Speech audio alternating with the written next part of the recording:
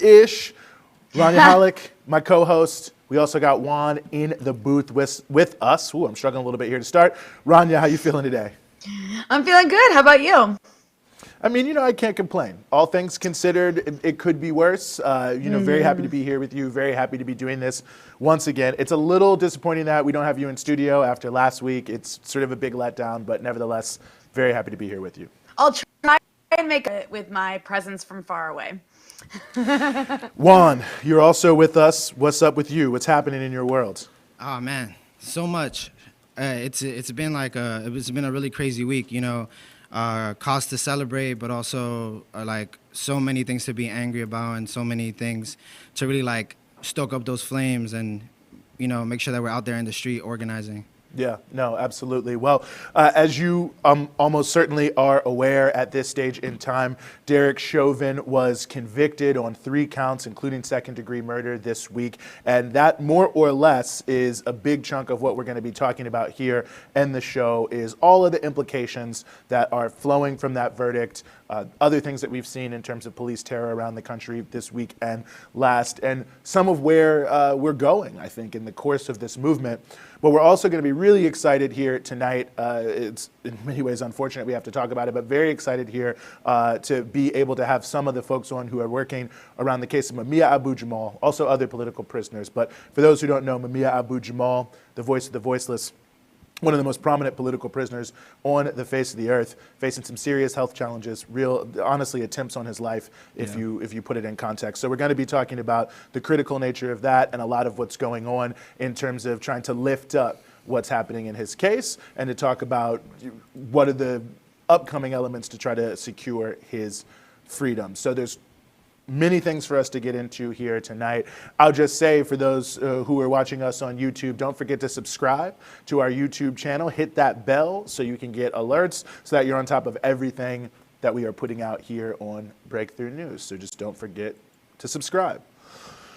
So a few things we wanted to start with here. There's a range of pieces that we can put on play, but one of the things I want to start with is the reaction at Cup Foods, where George Floyd was killed. Juan and I had the opportunity to be there, I should say, just shortly after Mr. Floyd was killed during the uprising. I found myself very curious, well, what are the people who had gathered there? How did they react to hearing this verdict? So I wanted to play this short clip just to give people a glimpse, if they didn't see, into the reaction there at George Floyd Plaza, I believe it's called now. Verdict, count 1, court file number 27, CR 20-12646. We, the jury, in the above entitled manner as to count 1, unintentional second-degree murder while committing a felony, find the defendant guilty.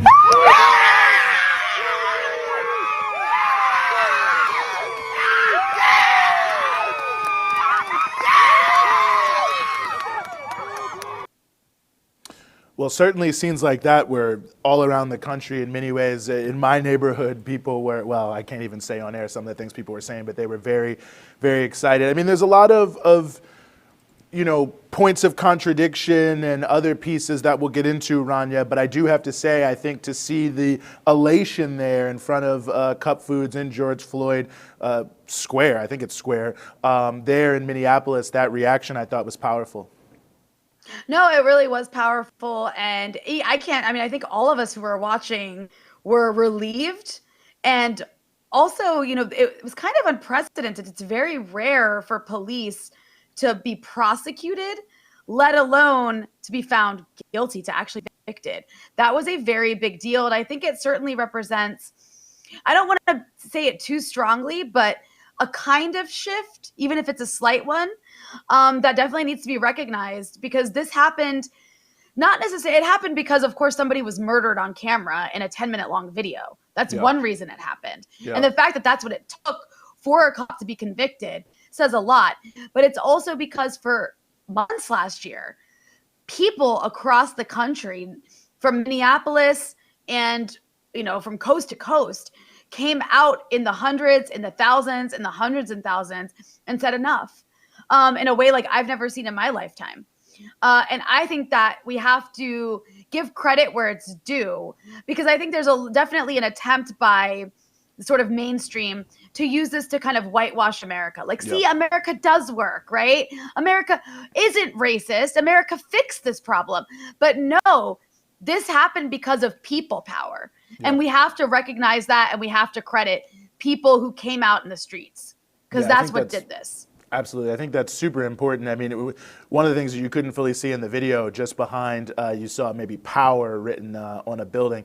That's actually someone on this gas station has turned, you know, like where Mobil or Exxon would be, into a great mural that says, where there's people, there's power. I saw a lot of powerful photos, I should say, but I think it speaks very much to the point you were raising, Rania. And you know, Juan, I'm curious how you're feeling about this and seeing that moment. Of course, we were there together in Minneapolis, along with other folks from our Breakthrough News team, in that few days just after the murder of George Floyd. I mean, it gives a sense of energy, you know. It gives a sense of being proud to be part of a movement, because that's really why George Floyd was convicted. That's really why there was a trial, because there's so many people that have been killed by the hands of police that never got their day, and those police officers never saw a court, you know. And it was really like the movement of last year, the millions of people that came out demanding justice for George, and really like how it continued, right? It wasn't just like a moment. It was definitely something that is going to be held in history. And really now I feel animated, and I feel like we have the strength to continue and put pressure on this system, right? The policing system itself is not gonna be solved within capitalism. We know that, but we can have these victories, right? We can have these victories, the people's victories. It wasn't just a court that said that Derek Chauvin was guilty, but really like the people that said he was guilty long before he even stepped room into that court. I think that's a very important point. Unfortunately, Rania, as you pointed out to me, not all of the reactions to what took place were, you know, good. I don't even know how to call this next thing I'm going to bring it up. Maybe I shouldn't preface it. Nancy Pelosi, the Speaker of the House in the United States here, the head of the House of Representatives, one of the most prominent Democrats, she also spoke shortly after the verdict. And, well, her comments have been controversial. Let's see a little bit of them here. Thank you, George Floyd, for sacrificing your life for justice, for being there to call out to your mom. How heartbreaking was that? Call out for your mom. I can't breathe. But because of you, and because of thousands, millions of people around the world who came out for justice, your name will always be synonymous with justice. And now we have to make sure justice prevails in the sentencing. But that's, you know, that's its own procedure. Wow. Rania, what do you think about that? Wow. I mean, thank you, George Floyd, for your sacrifice. Right. For sacrificing your life for justice. Like, he didn't sacrifice his life. A sacrifice is something you choose to do. His life was taken from him. Right. He was murdered. That wasn't a choice. I think George Floyd, I know George Floyd, as anybody else, would rather still be alive. Those words were just really crass and insulting. And, you know, his name, to say it's synonymous with justice, no, it's not synonymous with justice. The name George Floyd is synonymous with injustice because he was murdered by police in a country where police routinely murder Black people, poor people of color all the time and get away with it like it's nothing. As long as you're wearing a uniform, we've seen over and over again.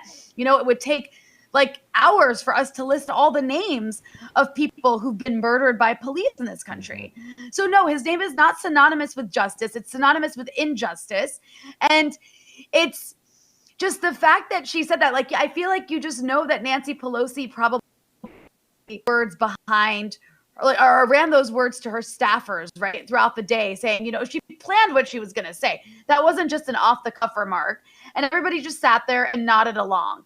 And she tried to use it as to what to say. What? Thank you, George Floyd, for sacrificing your life for America? Like, we don't know what she's saying there. It's just completely offensive. And it just plays into what I was talking about before. There really is this attempt by liberals, by the mainstream, by people like Nancy Pelosi, to try to absolve America of its racism and of its hatred for poor people and of its constant murders by its own security services, to try and absolve it of those crimes through this guilty verdict, and to try and co-opt it and turn it into something that can be used to benefit Democrats, something partisan, when we know that her party has been totally, has played a huge role, and in some cases has written the bills that have led to over-policing and to these kinds of murders of people like George Floyd. So it's offensive, and it's just so self-serving and disgusting what she said. It made me so angry. Yeah, I mean, I'm rarely shocked by these kind of things, but this one was a little shocking to me. Thank you for being there to call out to your mother. Thank you for being there. I mean, it's almost like she didn't even know what happened. I mean, obviously she did know what happened, but I mean, it almost feels as if like someone told her 5 minutes before and she just went out there. That's how sort of flippantly callous it seemed to be. That I think you're right, Rania. She obviously put thought into it, but probably so little. That this is how you end up with this, and all the yes people nodding their heads. I thought that was notable. Karen Bass was one of the people I noticed from Los Angeles. It's just like, come on, thank you. What? It doesn't, I mean, there's so many elements to it, and I think the point you're making about the Democrats is so true, and that's why we cannot forget the mayor of Minneapolis, Jacob Frey, is a Democrat. And when you look at the history of the Minneapolis Police Department, none of this is new. I mean, as NBC laid out, between 2015 and, this was last year, just after the murder of George Floyd that this came out, that they had choked out 44 people since 2015. Allegedly, according to experts, that's unusually high. I don't know choking people out, what's high or low, but it gives you a sense of the pattern in practice. I mean, this is a city that 78% of the people who are stopped in vehicle stops are black people. Only 12% of them are white. Now, of the black people who are stopped, that's, again, 78% of the people in a majority white city, it leads to like 21%, 26% arrests. That's what it is. White people, only 12% of the stops. 41% of the stops lead to arrest. So despite the fact that there's actually no evidence from their own actions that stopping black people more than white people will actually yield anything, nevertheless, they continue the racist practices. And this was overseen by a Democratic mayor, Democratic city council, in a state that's governed by a Democrat, with a Democratic attorney general who previously to that was the representative in Congress for the 5th Congressional District. I mean, the reality is no one really cared. And it was only when George Floyd's murder was caught on that camera that all of a sudden all these political figures decided, oh yeah, now we're all about it, and we're gonna be, I don't even know, doing whatever, saying that we care about justice. Yeah, go ahead, Juan. But Eugene, it wasn't even then. It wasn't even then. Because when we were in Minnesota, the Democrats were saying, oh, there's no reason to be in the streets, there's gonna be an investigation. They weren't worried about whether or not the killing was like wrong. Right. It wasn't until Trump came out and used that force to push people away from the White House grounds in D.C. that then the Democrats even cared about George. They were more worried about the protests. Yeah, I think that's 100% true. I mean, how many people did we see come out and speak saying that, oh, the issue will be handled, but what we actually need is the police to stand up against these looters and rioters, right? What did Biden say? Arsonists and anarchists, like that was like the main issue. They were more worried about that. And all the mainstream media was more worried about that. You couldn't differentiate CNN from Fox News at those moments. That's right. No, I think it was, really unbelievable, to be honest with you, to see at that time the reaction of so many of these people who now claim to be, oh, we're all about it. They're all about it. But at the time, you're right. It was outside agitators. It was looters. I mean, the things they were saying. Until they could make it into a partisan issue, until they could make it about Trump, you really didn't see Democratic leadership taking a good line on this issue. And I mean, even now, their instinct is to kind of take the right-wing line. Even when Dante Wright, what did you see Biden say when there was protests? He was saying something about looting. That was like one of the first things he said. something about this is not an excuse for looting. Like that's your first go-to when someone is murdered. And so it's like, and also, you know, if you're going to be talking about George Floyd and the issue of policing, just fine, you should be talking about it. But if you're going to be talking about it as Democrats, as very powerful Democrats, then do something about it. Yeah. You're in a position of power. Do something about it. This is happening because of a system of policing that you helped put in place. You are in a position of power. Do something to change it. Do something to divert all the resources that we put into militarizing our police forces and to, you know, policing poor brown and black people. Put those resources into the things people actually need instead of creating little armies across the country to police poor people for capital. Like, do something about it. And the fact that they're not doing something about it shows you that it's substanceless. It's just a performance for someone like Nancy Pelosi. Yeah, well, a lot to continue to talk about, a lot to get back into. Want to quickly, well, it's actually not shifting gears. It's very much in context, and we want to turn to some of the issues surrounding the plight of political prisoners. Obviously, Mumia Abu-Jamal, whose life recently was hanging in the balance, who's still fighting for his freedom, among so many others that are still behind bars. Very honored to bring here into the show Nkechi Taifa, who is the CEO of the Taifa Group, the convener of the Justice Roundtable, and the author of the memoir, Black Power, Black Lawyer. Nkechi Taifa, thank you so much for being with us here on the Freedom Side. Always glad to be with you. How are you, Eugene? It's been a long time, my brother. It's been a very long time, but I'm much happier now that you are here. Very happy to have you here. I have to say, you know, I was just recently reading Amari Obadele's memoir, Free the Land, and I have to say I was so pleased on whatever it was, page whatever, your name was mentioned, and I was like, I know her. Anyway, thank you so much for being with us. You're one of the few people who have that autobiography, because the FBI really has it, and you know it's one of the few things that needs to get back in print. So that's right. No, I hear you. Well, that's a project we can work on. You know, Nkechi, the first question I want to ask you here, you know, thinking about the plight of our political prisoners in this country, people who still continue to be locked up, in the context of this uprising that's going on, everything with George Floyd, I was hoping you could just put it all in perspective for us. Where does the struggle to free our political prisoners fit into the liberation movement that is happening right now?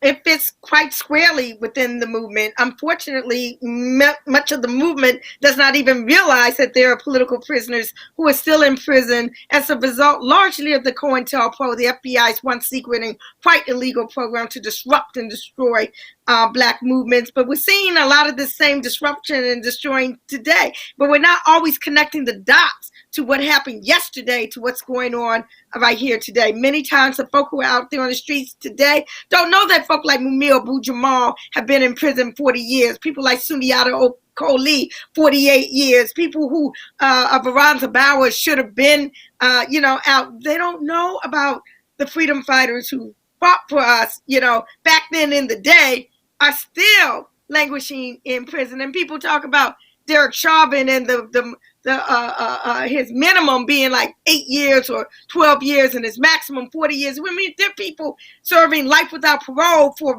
marijuana, offenses. So that the types of punishment that, well, most of the time police don't even get punishment. They usually just get privilege. Okay.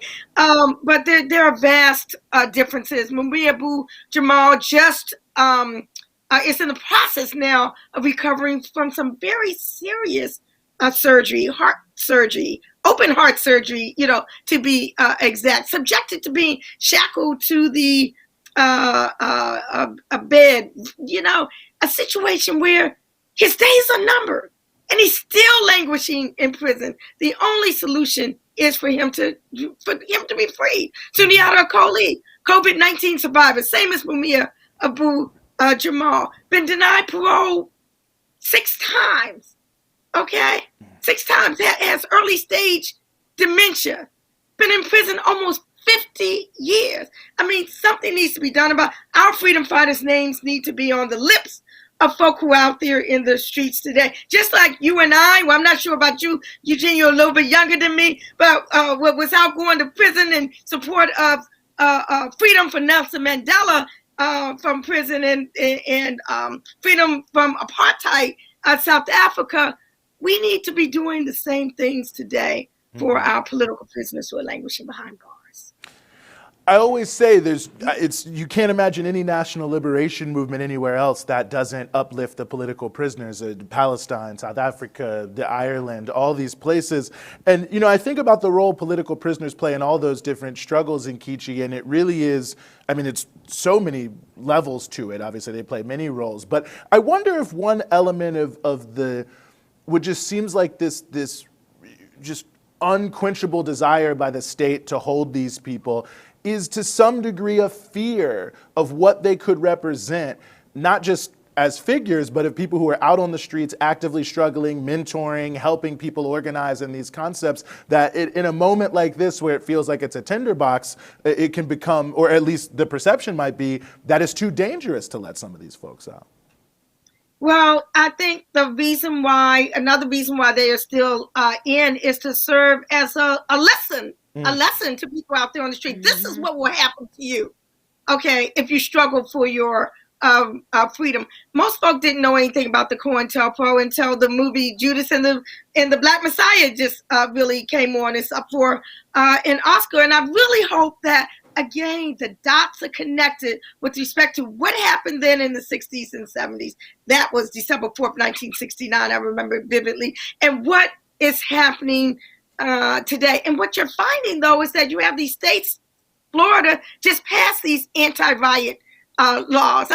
Specifically targeting First Amendment, but they're targeting the progressive folk because at the same time they pass a law that makes it not a criminal act to bulldoze folk down with your vehicle if they're protesting in the street. And we know who that was for, because that was the white supremacist terrorists were doing that and are doing that to us, the protesters in the street. So they decriminalize that, yet they criminalize First Amendment legitimate protest. I think that's such a crucial point, because the issue of criminalization to me seems so important, certainly to all political prisoners. As you know very well, it's always an attempt to present people as some sort of lawless criminals, as if the movement of the 60s and the 70s was some sort of Jesse James outlaw band. And so I wonder how you respond to that sort of propaganda that's put out there in Kichi about how it's contextualized what people were really involved in. Well, people really need to look at what the war was that the FBI and arms of the U.S. government was waging against the Black movements and other progressive movements to expose, disrupt, misdirect, discredit, and otherwise neutralize the activities of Black nationalist leaders and groupings and their leadership, their spokespersons, their membership, and their supporters. That was the COINTELPRO, the counterintelligence program. Never meant to be widely known or disseminated to the world at large. This was a coordinated national program of war. I didn't call it a war. It was the Senate Select Committee on Investigation that investigated the COINTELPRO during the 1970s, which called it a war. The problem with it was that not one FBI official, not one government official ever served time as a result of those illegal abuses of power. Only 2 were convicted, and those 2, their sentences were commuted before they even began to serve them. Yet we have our political prisoners, Mumia Abu-Jamal, Sundiata Acoli, Mutulu Shakur, Varanta Bowers, the list goes on and on, as well as white allies, as well as Leonard Peltier, a Native American, languishing behind bars to this very day. It really, one of the issues that brought me into politics was Mumia Abu-Jamal, Millions for Mumia in 1999, and it really just captured the zeitgeist of so many different things that I was feeling as a young person, and the injustices in the system, the power of his writings, the power of his voice in and of itself, and just the concept of the voice of the voiceless. And, I just think about the amazing, you mentioned Sundiata Acoli, a computer scientist. The stories of these individuals. Sundiata used to teach Neil Armstrong, used to help him with his homework in Texas. Neil Armstrong was the first person, so they claimed, to be on the moon. So just tell you how intelligent, a computer genius. This is long before he even went into the Black Panther Party. I'm sorry, I just had to give that little tidbit. No, don't apologize. I think that's an important thing for people to know. Matula Shakur, obviously, the Lincoln Detox Center. Yeah. I have to say, Rania, I think that there are so many distortions about, and it's not just in this country, anywhere, people who stand up and fight for freedom, the lies and the sort of narratives they put behind you are so unbelievable. Yeah. Well, it's also interesting to juxtapose the way that these people, like political prisoners in America, like Mumia Abu-Jamal, are talked about when they are talked about, versus the kinds of political prisoners, if in some cases you could even call them that, in like official enemy countries. Like you've heard nonstop discussion from the U.S. media and from American politicians about someone like Alexei Navalny, right? Who's this like far right-wing figure in Russia. Certainly you could say being persecuted by the state. However, they're making a big deal about him being in prison for like 2 to 3 years. Meanwhile, you're talking about Mumia Abu-Jamal in prison for 40 years, right? His name's never mentioned. And when it is mentioned, he's talked about as like a cop killer, as like a very evil person. So the hypocrisy there, and the way that the U.S.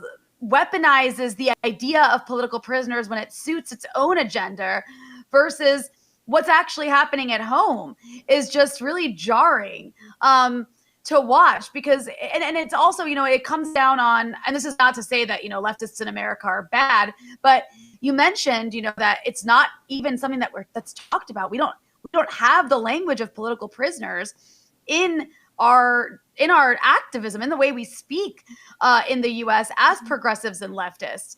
And that's a real problem. And I don't know how you fix that or change that, but I guess I just wanted to make about the hypocrisy. And then also the fact that the state has done a pretty good job of almost like disappearing its own political prisoners in this country.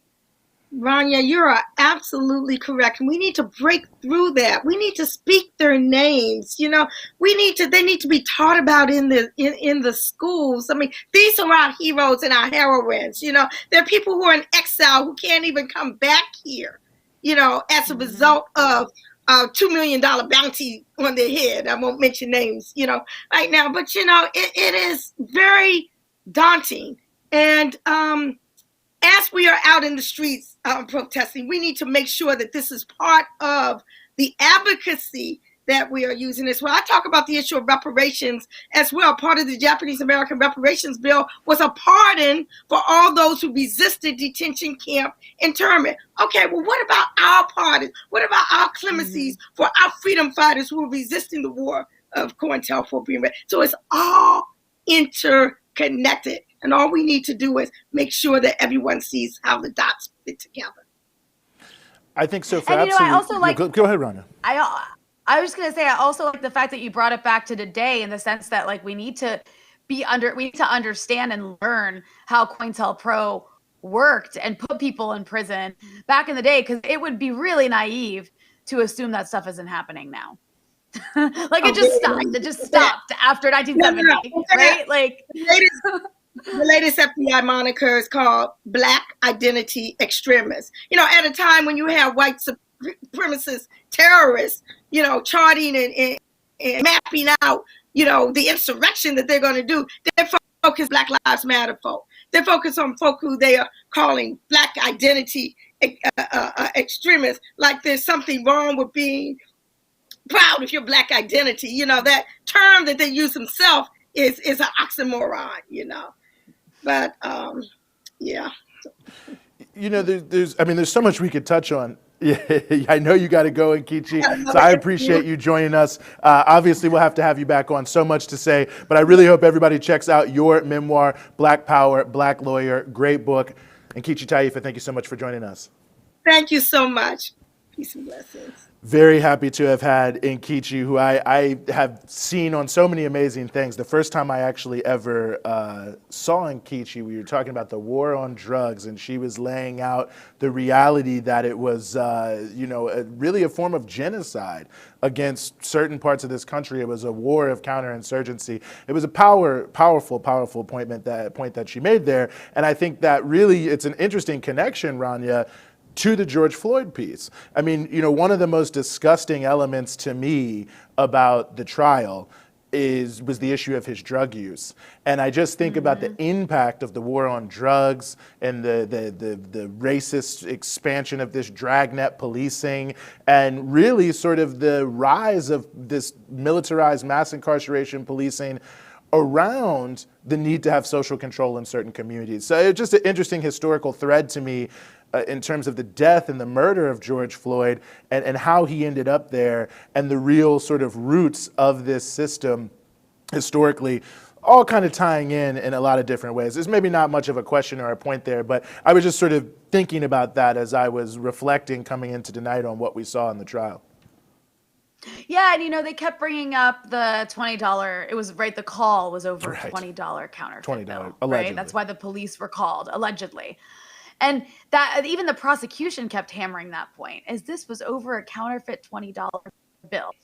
And it takes you back to the root, which is, what are the police? And we talked about this last week, but it can't be said enough, right? What is the institution of American policing all about? It is about policing poor and working class people, right? It is about protecting the property of the upper classes. And that is the root of the problem. It's capitalism. And of course, it's racialized in this country, 100%. And so until we understand that, we can't really talk about, what it means to defund the police or what it means to get rid of the police, because you're talking about a problem that goes deeper than just the police. It goes deep to the root of the economic and racial order of America at its inception, right? Like, we talk about policing. Where does it come from? You're talking about slave patrols. That was the slave patrols and, policing land, protecting land from native inhabitants that it was stolen from, is the roots of policing in America. And you can draw a thread from that to what you're witnessing today.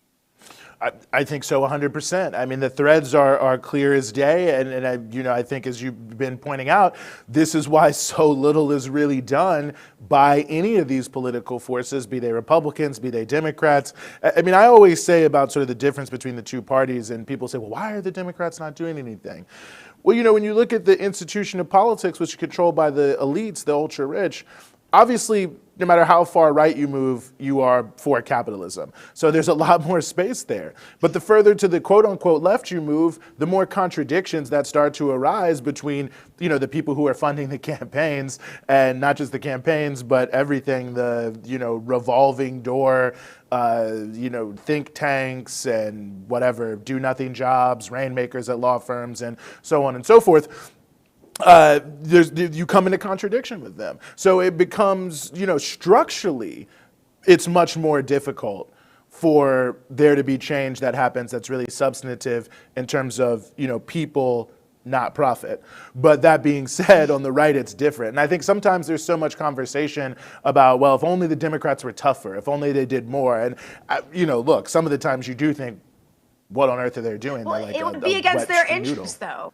Right. It would be against their interests to do more. Right. And at the end of the day, again, we have to recognize that they're profiting off the system as well. They can be sad. Maybe they have more sympathy. They're sad when they see the consequences of that system. Nobody wants to see people get murdered on film. Right. But even they probably don't even really, or aren't even able to connect the economic order that they're propping up to the consequences of that economic order. Though really, I guess when it comes to Democrats like Joe Biden, for example, I just have no sympathy for that viewpoint, because you wrote the freaking crime bill, dude. Yeah. You wrote the crime bill. You bragged about it. You bragged about it as recently as last year. Yeah. Bragged about being the architect of that crime bill. It's almost like he took more credit for it than he deserves in a way. But yeah, and we talk about the prison system, and it's just you have a system that's warehousing millions of people and profiting off of it. And then you want to talk about how sad it is, but you're profiting off of it too. How many Democrats are making money or have stocks in private prison companies? Quite a Right. few. They're profiting off of that system. Yeah. So, there's no doubt you about can it. tell me, you can cry about it all you want, but I just have and I'm not trying to generalize about all Democrats here, but, I just can't I can't like sympathize with you when you are in a position of power to do something about it and you're choosing not to. Yeah, I mean, it's a point of agency. I mean, everyone has choices.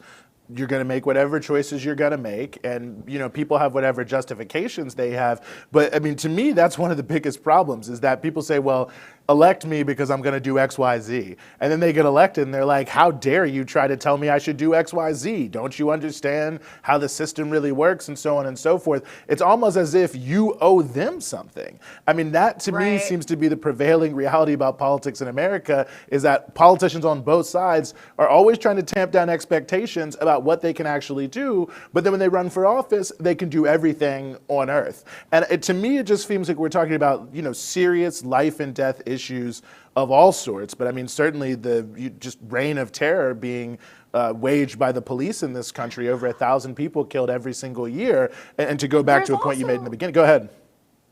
Oh, I was just going to say, there's also this like attempt, and this is probably a conversation, a more in-depth conversation for another time, but it's important to note there is this attempt by like sort of the mainstream liberal American view on this to make it only about race. And of course, the issue of policing is 100% tied up in race. But while you do have your examples of like Henry Louis Gates getting the cops called on him, the vast majority of people who are being targeted by police are working class and poor people of color. And if it happens to be an upper class person of color, there's absolutely racism involved. But there's also this mentality behind it that goes to the racist view of America, which is that, darker skin is tied up with poverty. Yeah. And that's the association people make. So when Henry Louis Gates gets the cops called on him, it's because he's perceived as a black man breaking into a mansion. Because why else would a black person go into a mansion? So there is this attempt that's very frustrating by the mainstream centrist Democratic Party to try and remove the element of class from this conversation and make it solely about race. When you make it solely about race, you can just fix it by making police take courses in like racial sensitivity, right? And like that, of course, that's not going to fix the problem, right? Because at the end of the day, it's not just that. Yeah, no, it's deeper. Certainly, I mean, I said to someone that this is years ago, but about this issue of training. I mean, if I gotta train you to treat people with a just basic level of humanity, that seems like a problem right there. Like, you have a gun and a license to kill, but no one checked whether or not there's like a basic humanity there, that you're not trying to be gunning people down. And I think that there's so many myths that go into it. I mean, oh, this is so dangerous. It's more dangerous to be a garbage man. And again, no disrespect to sanitation workers. Their job is more dangerous than police officers. There's a whole range of them on so many different levels. Let's give them guns. Yeah. But the average police officer just doesn't even know actually that, or doesn't ever pull their gun, I don't think, or something like that, like in their entire career. I forget the statistic, but basically it's not, some Wild West shootout. It's not the end of Butch Cassidy and the Sundance Kid. It's not just, you're always looking over your shoulder. Almost everything about it, the numbers are now eluding me. I had them in the punch out that we have 5 p.m. Eastern from Breakthrough News on Spotify, wherever you Which get I your listen podcast. to every day. It's a show which I listen to every single day. 5 I wish I could remember the number, but it was like the number of traffic stops that ever result in someone getting killed, a police officer, or even assaulted. And I mean, it's infinitesimal, the number. I mean, but the idea is that there's always this, that there's some sort of warrior cop mentality, as it were, and all these different pieces. So, I don't know. There's a lot to it.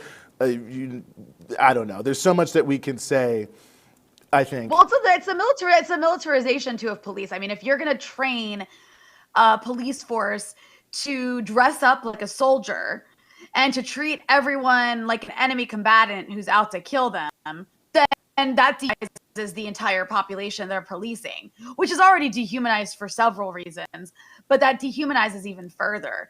And then you have a situation where the police start behaving more like, occupying soldiers, where everything becomes counterinsurgency.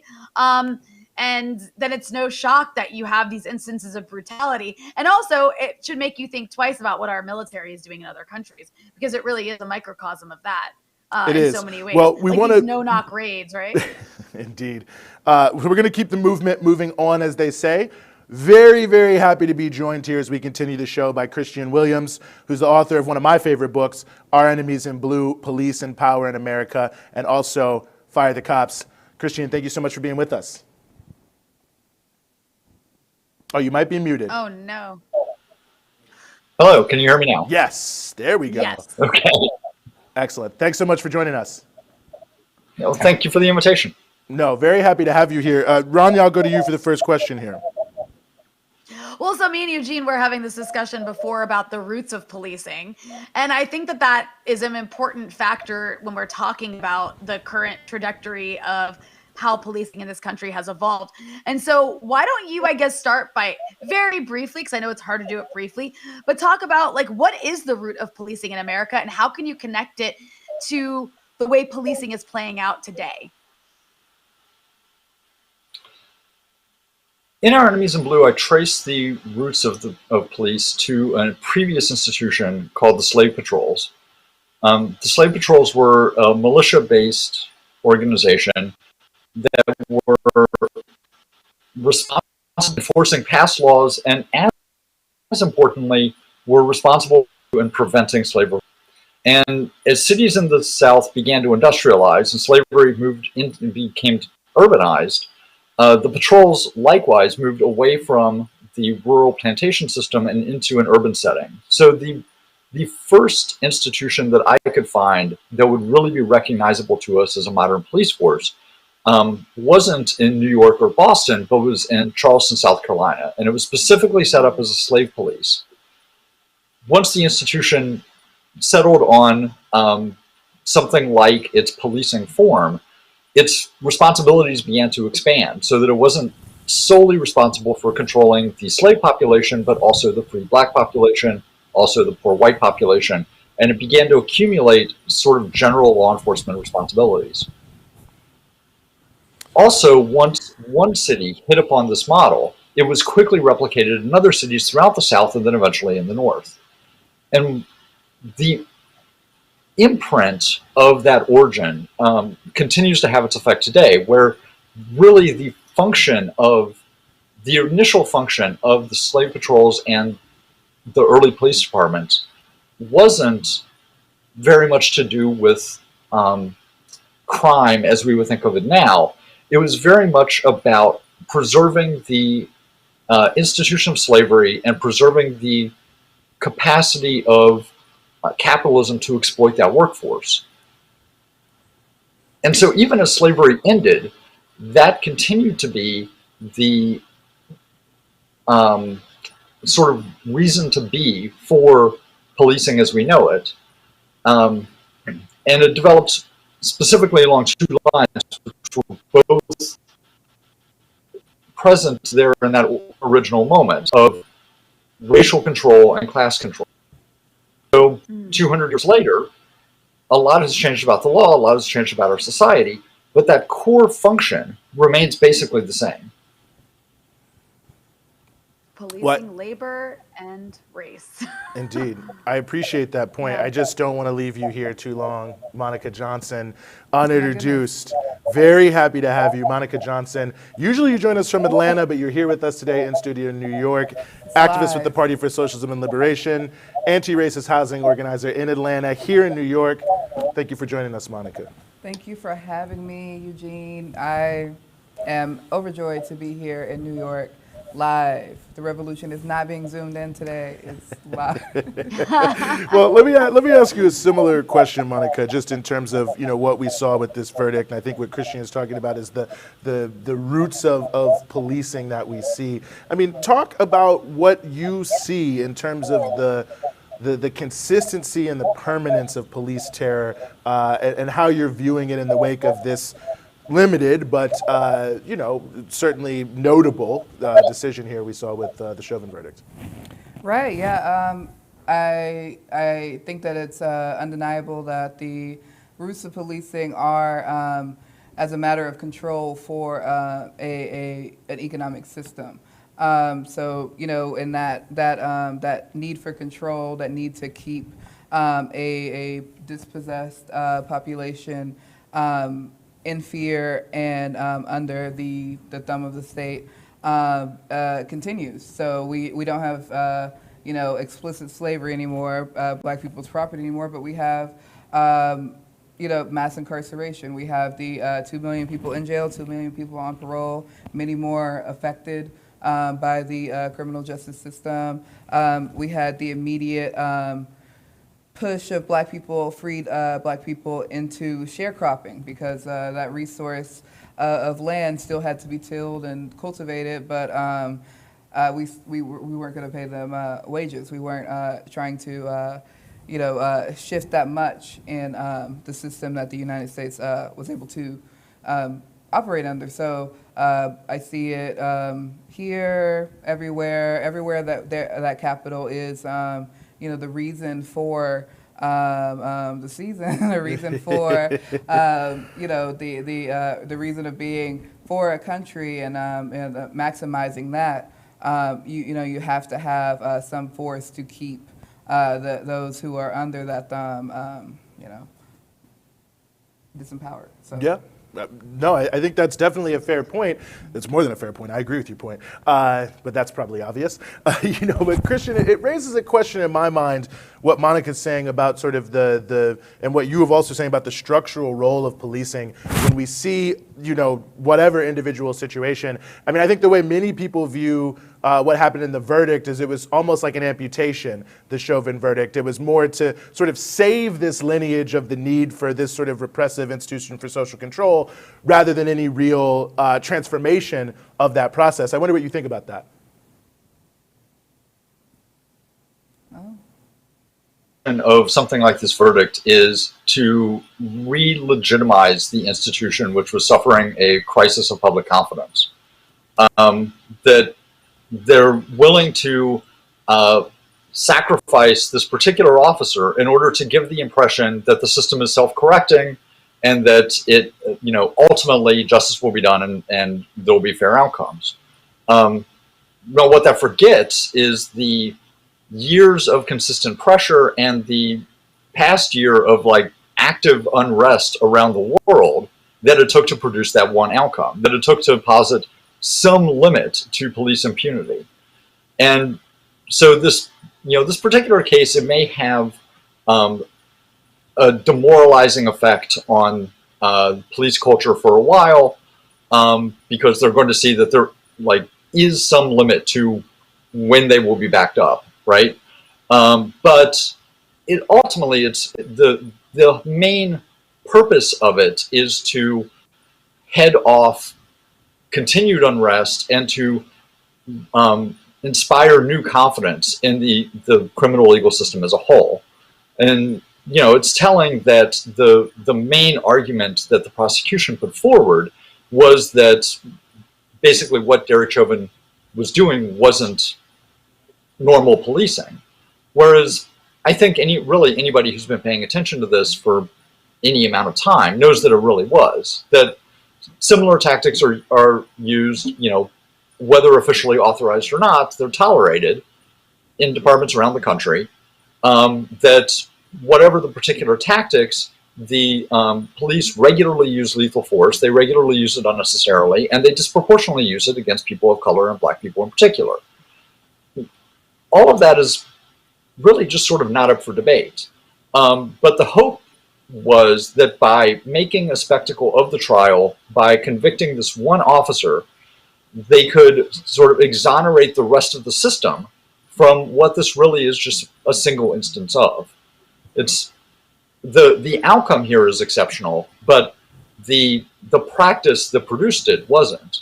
And I think it's really telling how, in that 10-minute long video, how completely unconcerned Derek Chauvin seemed to be with the fact that he was being observed, with the fact that it was being documented. His assumption was that the culture of impunity would prevail here again, and probably everything in his experience as a police officer had led him to expect that. Yeah, the way his eyes were darting around Monica. I mean, obviously we couldn't see his face, but because of the mask. But the way his eyes were darting around, it seemed. I mean, he Oh seemed my like God. legitimately shocked that he was going to be convicted. And I think Kristian's point is right. I mean, why would he not be shocked that that is the case? But the question I want to bring to you, Monica, that I think this is very relevant about this is, how effective do you think this really will be in terms of convincing people that it's just one bad apple? I mean, is that well, I don't know. You were out there in the streets in Atlanta and many other cities. Do you think this is going to be effective, or do you think people more or less know what it is? I think it depends a lot on, I guess, what we do and how this gets framed. You guys spoke earlier in the show about how there's already that kind of that reflex of Pelosi and her ilk to say, thank you, George Floyd, for being suffocated on camera for justice. And I mean, many people have said that justice would be, his life still occurring, him being able to be with his family and be with his children.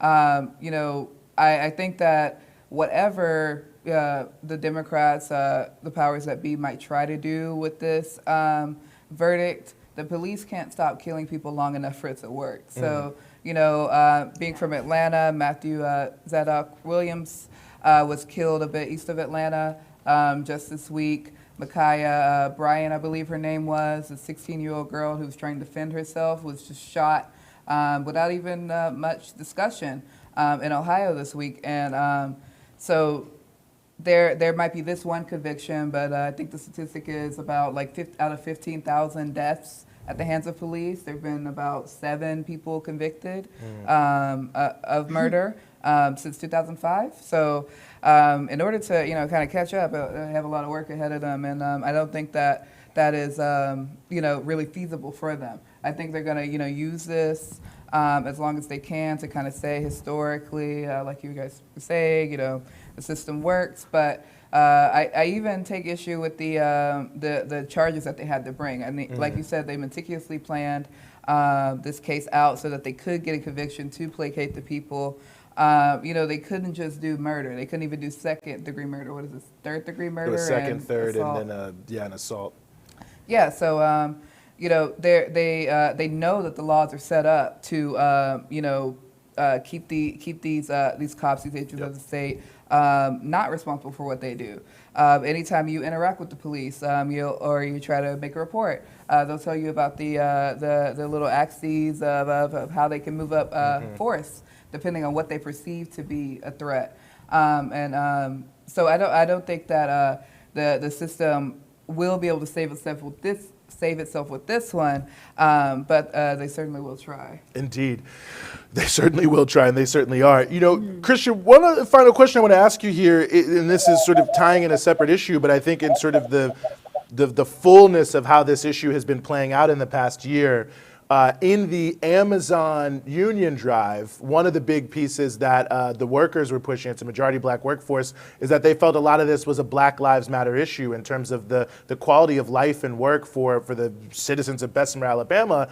And the thing that was notable to me is that the story comes out about halfway through that the security at the Amazon facility that is, harassing these organizers and these workers are off-duty cops from Bessemer that are all working there. And it just had me thinking, and I was hoping you could talk about also the role of policing as an instrument of labor regulation in maybe the most specific sense.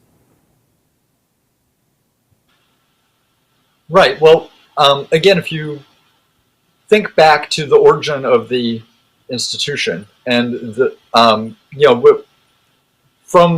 21st century perspective, the thing that stands out most about slavery was its racial aspect, but it wasn't the purpose of that complicated project of kidnapping people from Africa.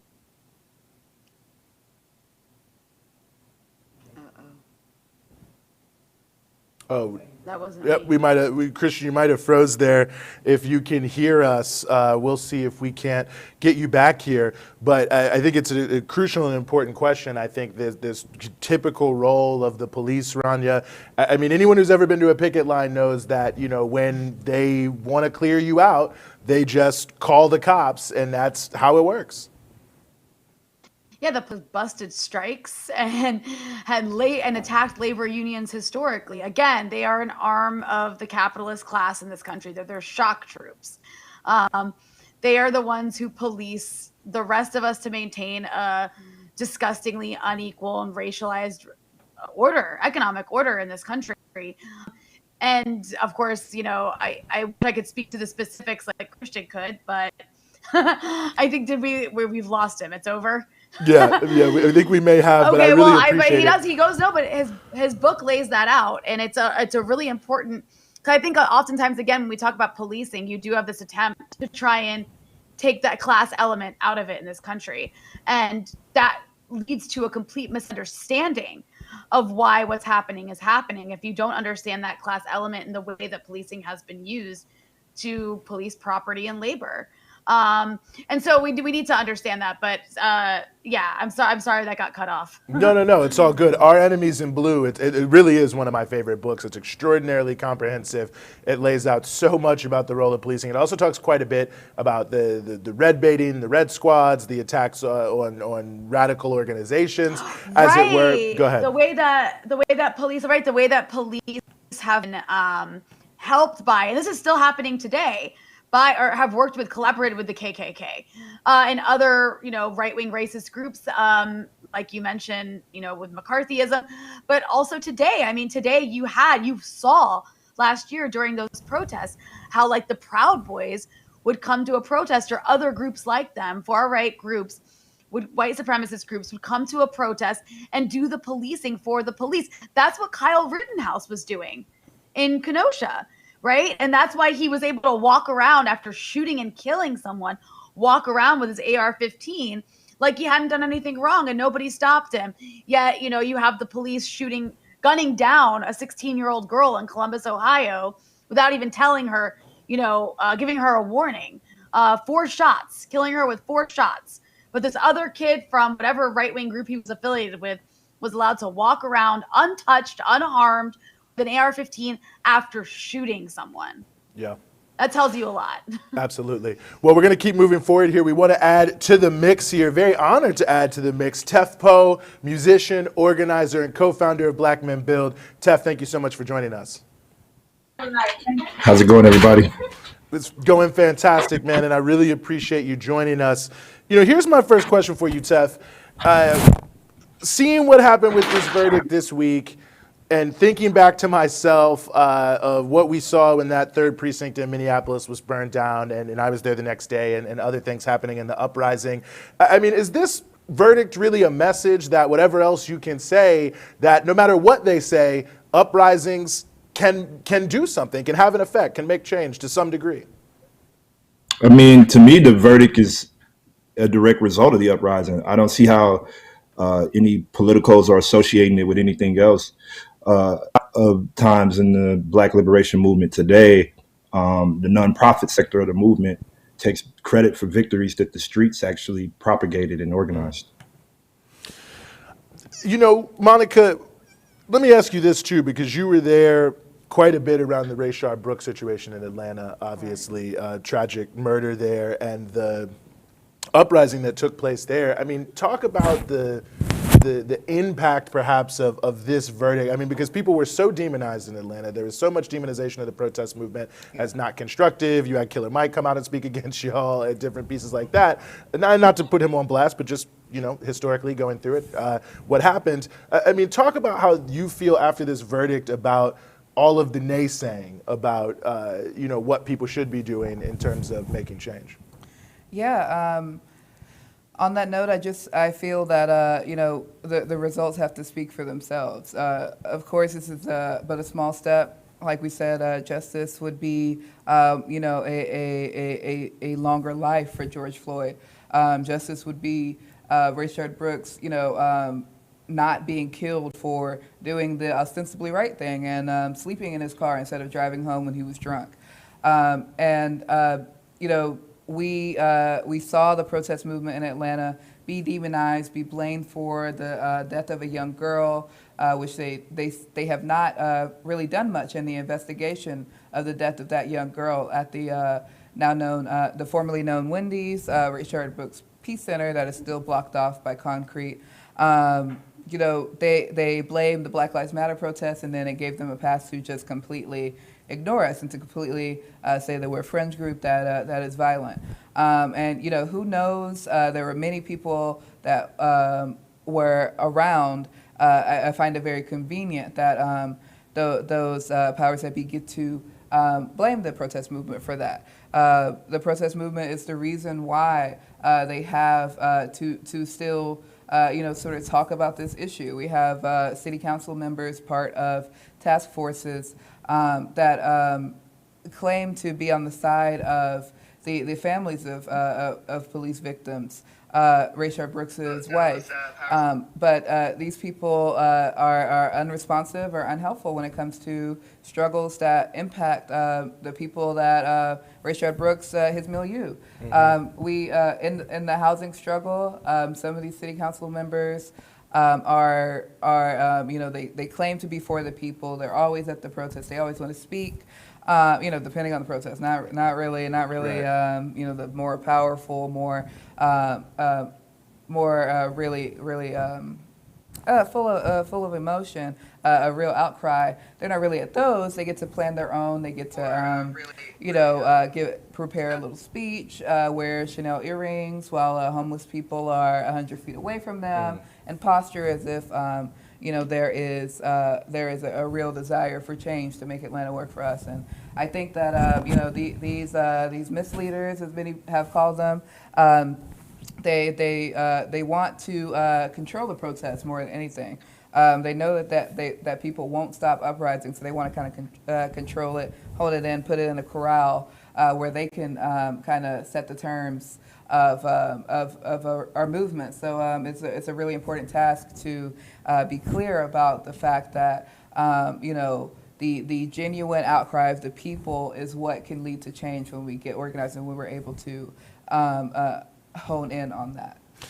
Tef, I wonder where this leaves us, after a verdict like this. I mean, I think especially, and I think you're 100% right, it's sort of being a direct result of the uprising. And I think, we often see significant upsurges of activity, I don't want to say it's totally spontaneous, but just the overflowing anger of the masses.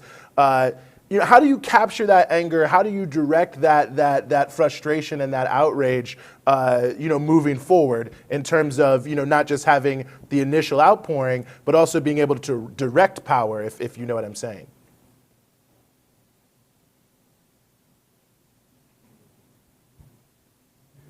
I think he's muted. Oh, you might be muted. Sorry. I was saying that we just have to remember that the goal is simply not to be mad, but to be mad and organized, and to have the aspiration to become a well-oiled mechanism of resistance. If you know anything about me, I'm all about resistance from Ferguson till now to Palestine. Wherever my feet touch, I'm trying to find the poor. I'm trying to find the marginalized. I'm trying to find the oppressed, because that's who I know is going to be my protectors if I get into a situation with law enforcement in whatever city, whatever country, whatever town. It don't matter. I'm trying to get up with the people who are up under the foot of the boot. And we have to remember now that we, in America, we are in the belly of the beast. The rest of the world is watching us and depending on the people who are on the front lines in this country to continue to push, because without us, they don't have hope globally. Because when people globally see that folks in the U.S. are no longer taking it, we're resisting their narratives, and we're also seeing deeper. I was watching the conversation earlier, and my sister over here said something really real about class. And that made me sit there and I said, what is the actual political line of the liberals? What is, I know the conservatives' political line. I know Black Lives Matter's political line, but the liberal progressive movement, please, for the love of God, tell me, what is your actual political line? What are your non-negotiables? Where do you push? Where do you say this is not, after this happens, we must topple the regime? Where does that exist in the liberal progressive movement? I can tell you where it exists in the conservative movement, but I don't know in the liberal movement. That's a well said point. You were saying earlier, I remember seeing you, Tef, in Ferguson many years ago, and I saw that divide you were talking about. That divide, and I think it's a divide. Actually, you mentioned Palestine. It's a divide that Palestinians have to deal with too. Is that kind of like NGOization of certain movements, and that tends to take the radical character out or tries to strip it away. And I see that happen abroad as well as in the US. But hopefully, what I also see is that people out in the streets who are actually on the front lines in these communities dealing with this issue are being loud, as they should be. And they're the ones who are being policed. They're the ones who are the targets. They're the ones who cannot breathe, if you will. And so I hope their voice continues to come through the loudest and gets the bigger platform, because that's who we need to be hearing from. And that message definitely gets dampened, intentionally so, by certain liberal institutions. And again, I've seen the same thing play out abroad too. Same thing play out abroad. Well, I think that's a good point. I mean, I'm curious your thoughts, Tef. How do we address this? I mean, obviously, it's become a little bit of a controversy here in the U.S. with some of the things that have happened recently about, which activists are doing what and whether or not it's scrupulous. Yeah. But it's obviously a phenomenon that is, in addition to, I guess, the forces everyone may identify as with the enemy. I mean, there is this huge piece of the struggle, which, as I think Monica labeled it, the misleaders. Yeah, I think we have to bring back political education, and we can't be ashamed to call folks out that aren't politically educated. I don't want to listen to, and Lord forgive me, I'm going to get stoned for saying this, but I don't want to listen to the soundtrack to a movie about Chairman Fred Hampton Jr. and cats is on here talking about capitalism while they trying to pose as revolutionaries. And it's the same cats that's oppressing people, making deals with these companies that own private prisons. The same cats putting out your records or putting you in prison. You get a record deal, you're in the pipeline to go to prison quicker than you were when you were in the streets. These are the same people setting up soundtracks for revolutionary figures that put their lives on the line for us. And we wonder, and we're being manipulated on so many levels, man. And that's why I just deeply believe we got to bring back the political education. And it's not corny. That's the problem. The problem is, for so long, the movement has let straight corny mofos take the main stage. And if and now it's just time to be real. There's too many corny people balling in the zeitgeist. And the general public will not attach itself to corny people, no matter what you're talking about. So it's time for us that know that we are on the right side of history to step up and be unafraid to step up, point blank, period. Monica, get in here. I have plenty of thoughts. I did think about Judas and the Black Messiah.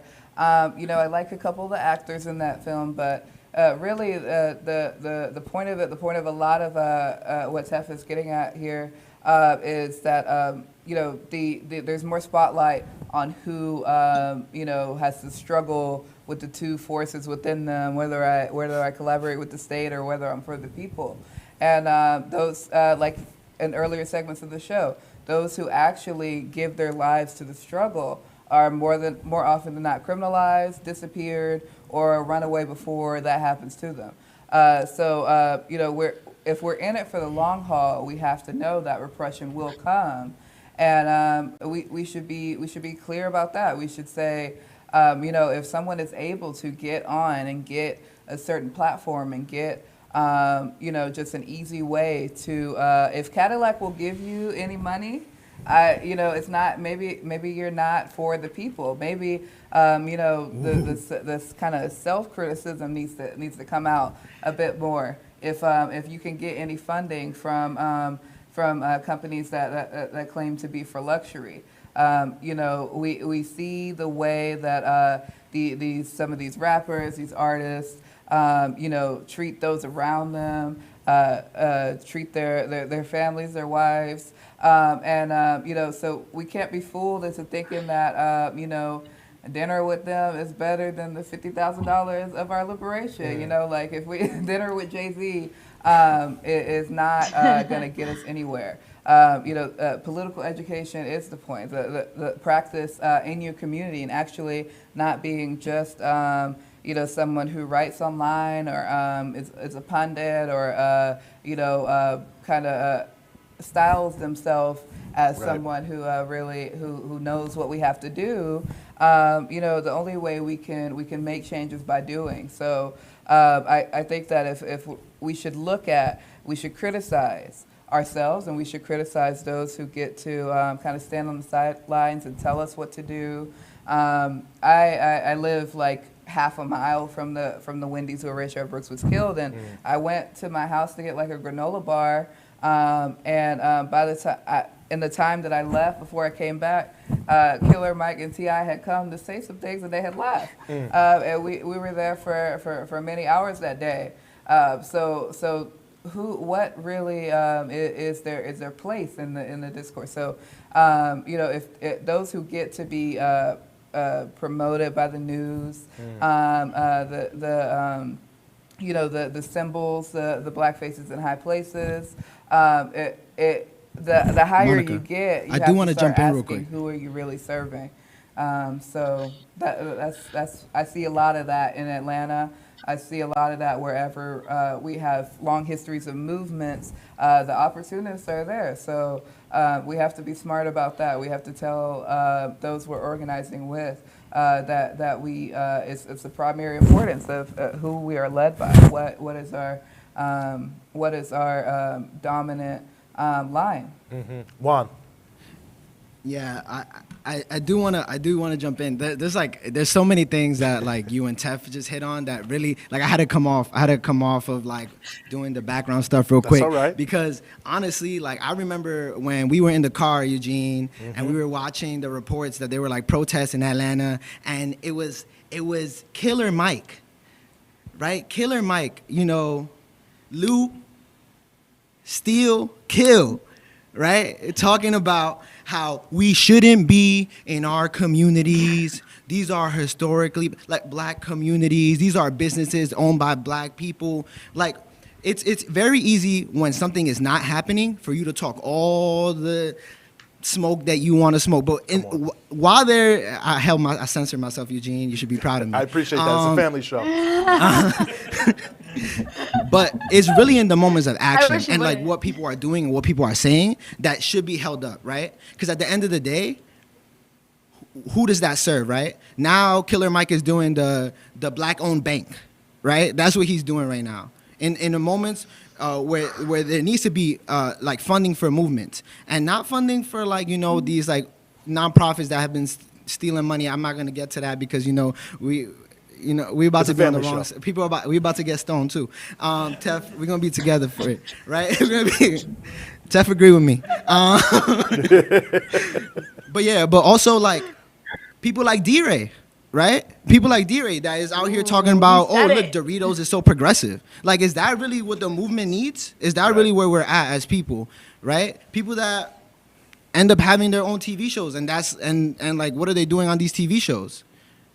Like, when you get put in the limelight, when you get put on a platform, right? Like, when you don't have to constantly fight to stay on that platform, it's because you're serving something, right? I like Judas and the Black Messiah. That soundtrack made no sense. Why do you have Jay-Z on I might be peeking right now. I'm sorry, I'm gonna move my mic out because I'm getting angry. Why do you have Jay-Z on a soundtrack about the Black Panthers that stood against capitalism?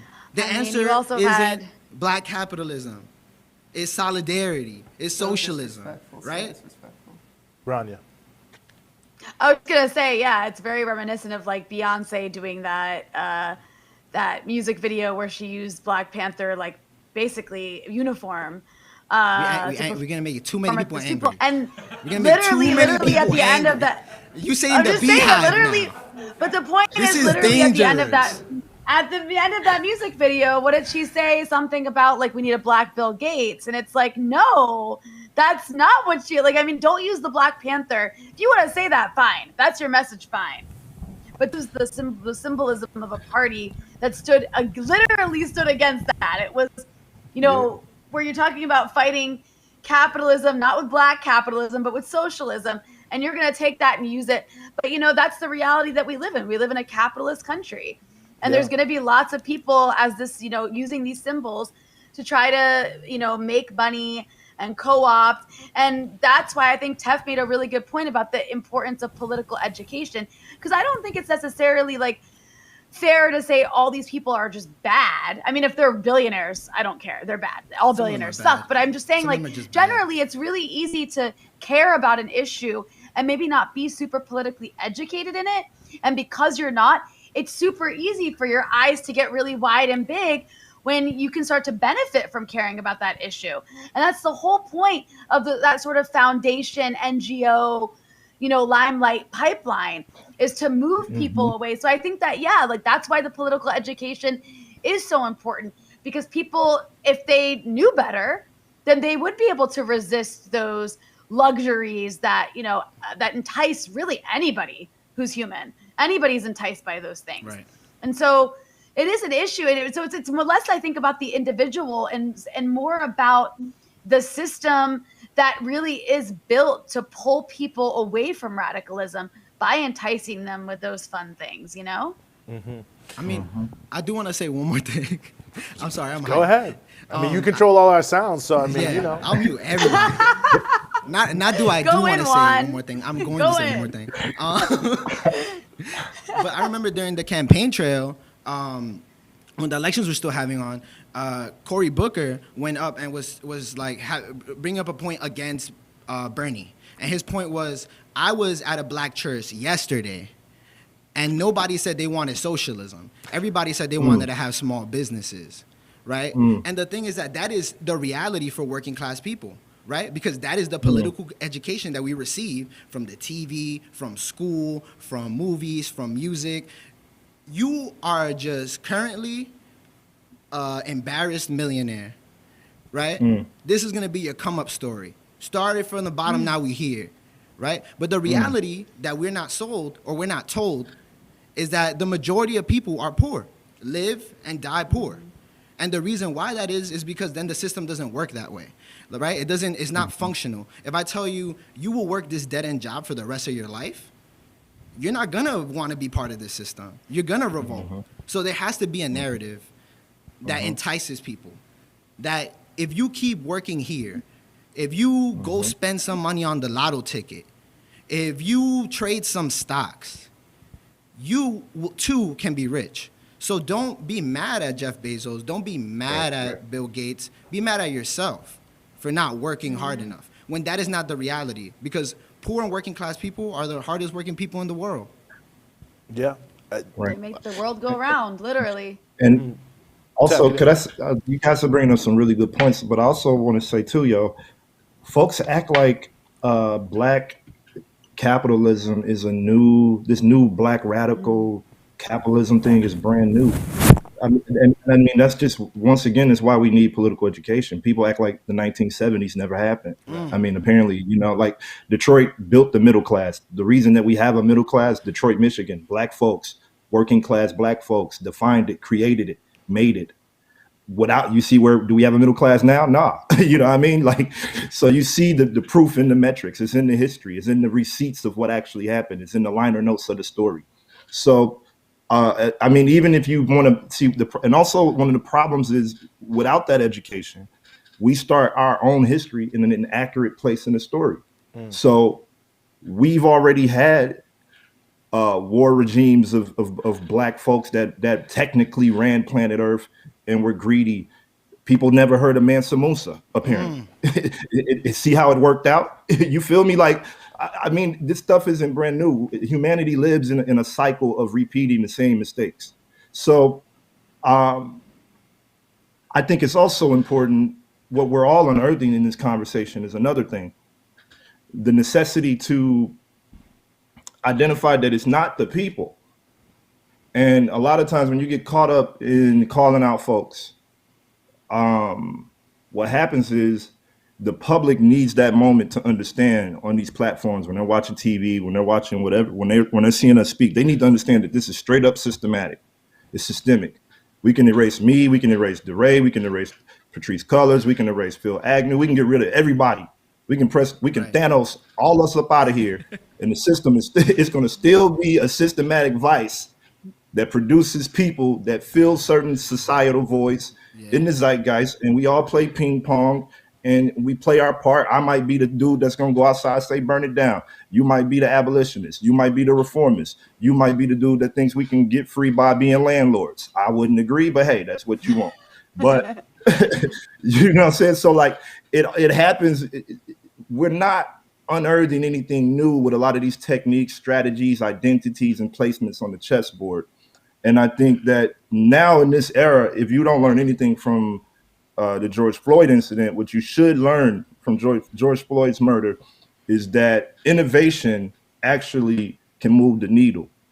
And sometimes it's difficult because, I mean, I'll be real. I turned on the TV and I saw the press conference after the trial, and I saw each and every person that we ran the heck up out of Ferguson up there. I saw Jesse Jackson, I saw Sharpton, I saw Crump. I was like, yo, my comrades died in the name of running these people out of the city. And these are the people that are on the stage right now telling the story. It's amazing. You most certainly can. I was thinking while we were talking about, or while you guys were talking about political prisoners, we have not discussed how, there are several, victims of these struggles, the people that, were instrumental to us knowing about Eric Garner, knowing about or keeping the movement going in Ferguson, spent years in jail. And so we have, Ramsey Orta while he was in jail, they're, giving him the wrong food.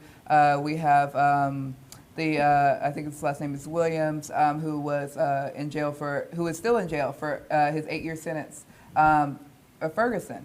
The people are left to rot, by this capitalist state after really putting in work and really making the difference. And the need to believe that this system will be reformed its way out. The laws can fix it. I mean, when Ramsey Orta filmed Eric Garner dying, chokeholds were already illegal in New York, and it didn't stop. It didn't stop this person from squeezing the life out of another human being. So we do have to be realistic about what actually lies ahead of us when you actually pose a threat to the system. And those who on the point of Al Sharpton.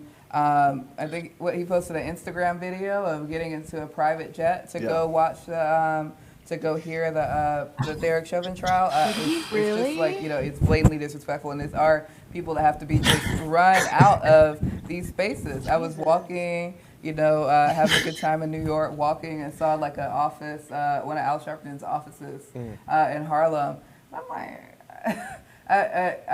he's been nothing but a symbol, like kind of a vestige of a different time, a civil rights leader or whatever. And what roots does he have in the community? What does he do for the community? Yeah. What roots does Killer Mike, T.I., what do they do for the community? I mean, T.I.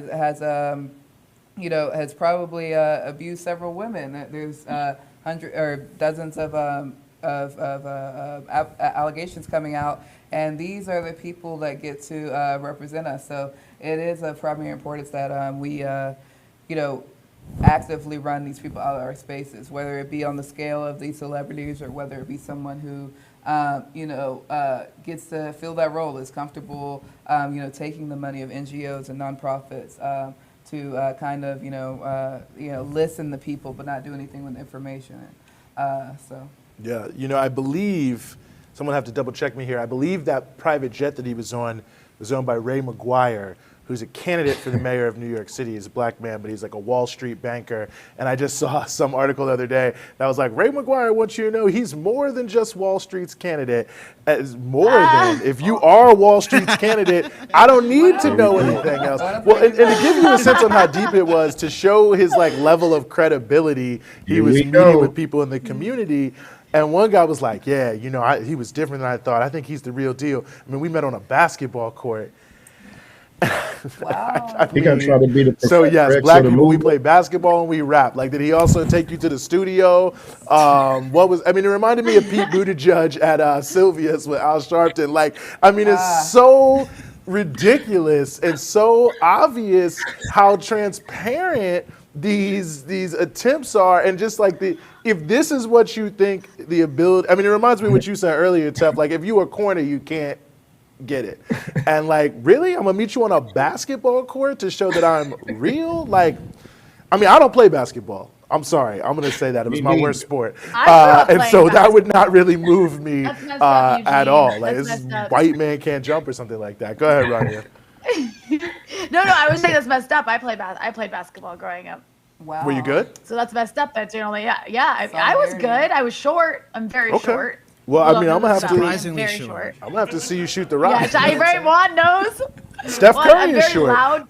But you know, in all seriousness, though, Why you think gotta the bring point you're making why you is gotta so bring true. Go ahead. basketball? You gotta drag basketball. Why you gotta I'm drag not dragging basketball. I love basketball. I'm just just not good at it. saying.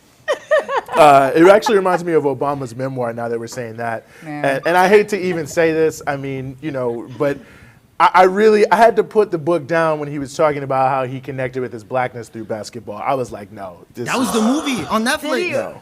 Did he really? The Did he whole- really? Oh man. Yeah, I mean, you know, I understand it was special circumstances, but It hurts. Lord have mercy. But Monica, answer me this, and I want your thoughts on this as well, Tef. I mean, you know, as much as we critique capitalism as what we should, what is the role of also presenting a newly envisioned future, Monica? Yeah, I mean that's what we've been chasing. I mean that's the reason for creating Breakthrough News. That's the reason that we study our actual leaders, those who have passed on and those who are under occupation in U.S. prisons as a enemy combatant, basically. The vision of like a black future or a future where there is liberation. Oh my God, hearing myself is so crazy. Well, you're doing a great job. Don't worry. Sorry See, about now that. There's a lot to juggle. There it is. There's a lot Sorry to about juggle. Having that vision of a black future in which we could have other hobbies besides basketball and rap, or black people don't have to be pigeonholed to certain things. Black people don't have to identify with the caricatures that we get from these misleaders and from our elected officials who in the Georgia runoffs, it was really horrific how much, get your booty to the polls with lots of strippers, rappers marching to the polls, wings and things of that nature. I would rather be ignored than somehow cater to with a bunch of free wings and like Hennessy or something. Like we could, I think we have more than that. I like different drinks. I like a sparkling water now and then. And if the vision is so limited to what could be like a Tyler Perry show. It's not what is new. What could be different? I think MLK said riots are the language of the unheard. I was reading Baldwin's letter from Harlem earlier. I recently read June Jordan's vision of Harlem with free, good housing and stuff like that. That futurism. What could we imagine? What could we take that isn't a vision of we were kings or we were Mansa Musa or whatever else, like the working people, the working Africans that we descend from, those who, our practices are still there, and our religions, and how Black Christianity is, and all across the world. What could we build if we had, self-determination? What could life be like? What are different resources and things could we learn about ourselves? The national question of Black people being, pretty much a colonized nation, pretty much under an oppressive force, the police coming into our neighborhoods, and there's so many Black cops in Atlanta who come in and just kind of keep the old guard safe. If we get rid of that entire system, if we it's a long and grueling process, and it's not easy, but if we could get rid of these agents of the state, if we could stop the people who give them their marching orders, the Pelosi's, the Lance Bottoms, who make the curfews, who fund, give space to all the developers who are gentrifying Atlanta rapidly. What could life look like? What could Atlanta, being a Black Mecca, look like? The amount of people that actually are able to afford, Black people that actually are able to afford living in Atlanta has dropped sharply. I think the median income for a Black family in Atlanta city limits is around, or a Black family in Atlanta city limits is $23,000, while white families, the median income is $83,000. So what are we going toward? What is to be proud of when we have all these Atlanta, Georgia, the Black community brought us these senators? What is there to be proud of if Black control, Democratic control, leads us to more dispossession?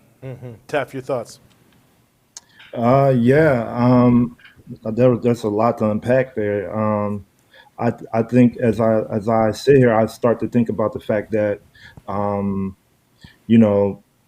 the reality of the situation is capitalism does exist, and people are going to have to make money. Making money doesn't necessarily make you a capitalist, but how you utilize and weaponize your money does, and the theory and thought process around how you get your money does as well. The spiritual intent, the personal intent, all of that goes into the gumbo when we, are cooking up our identity in terms of finance and so forth. But I think that it still goes back to innovation and organizing for me, because we are at a really prime time to do some really amazing things.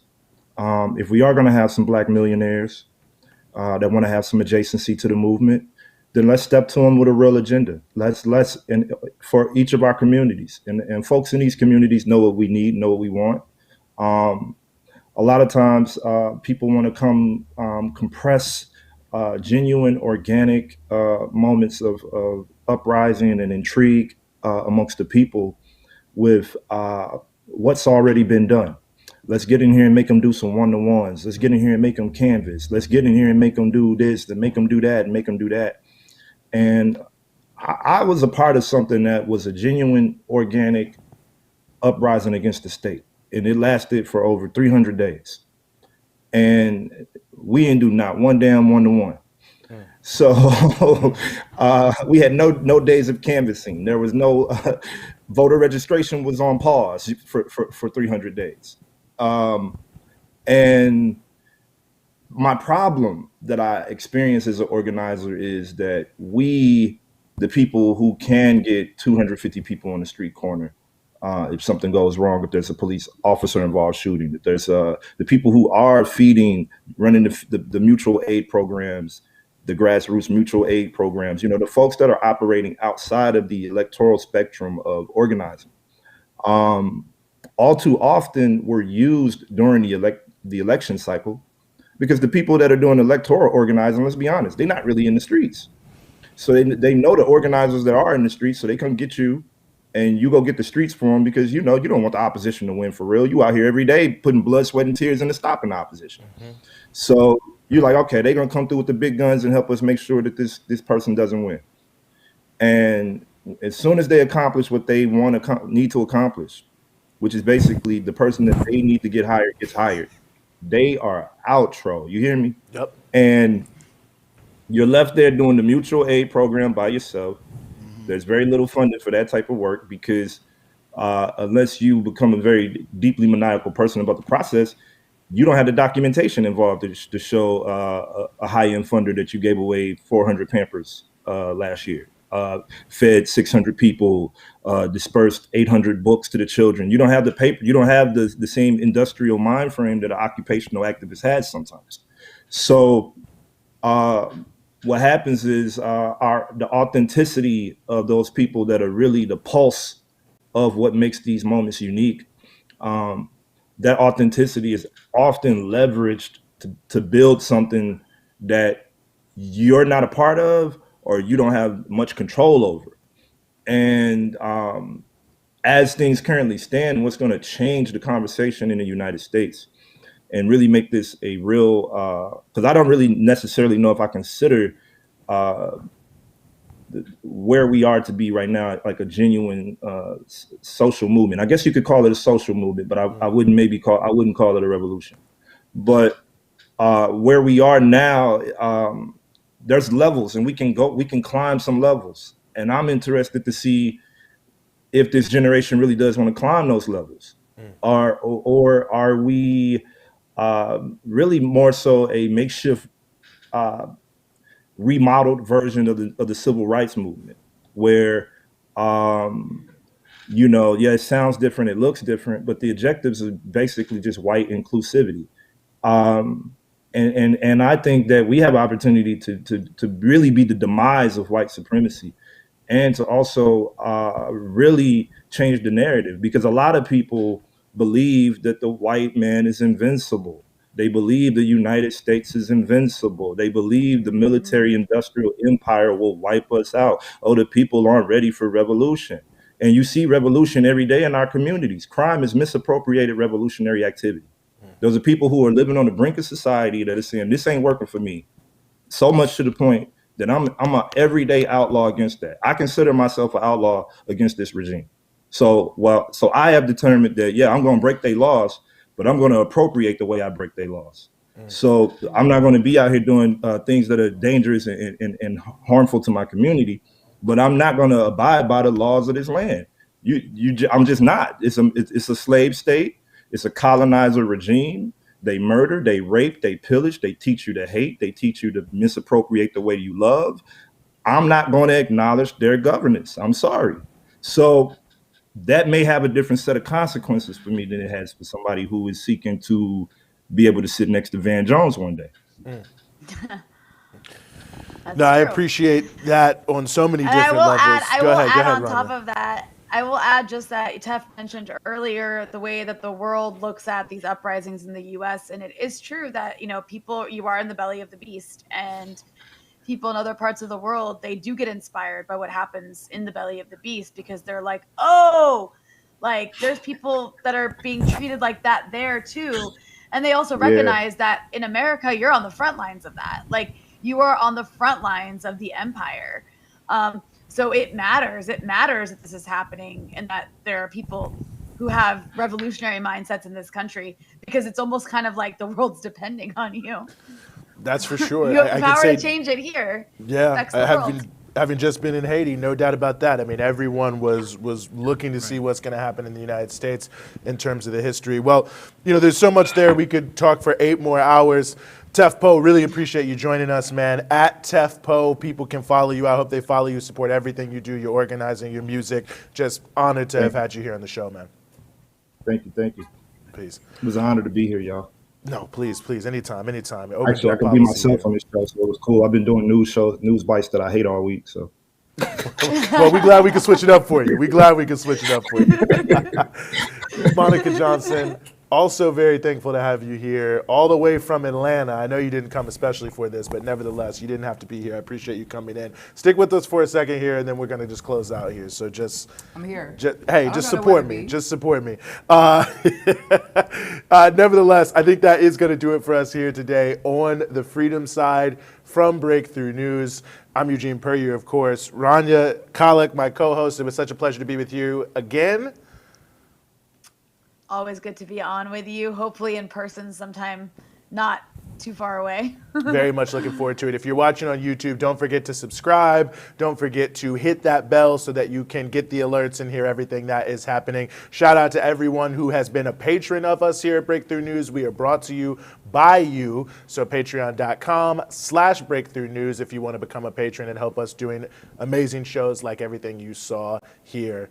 Patreon.com/Breakthrough News. So again, that's going to do it for us on the Freedom Side. We'll be back with you next Thursday, 8 p.m. Eastern, as always, here on Breakthrough News.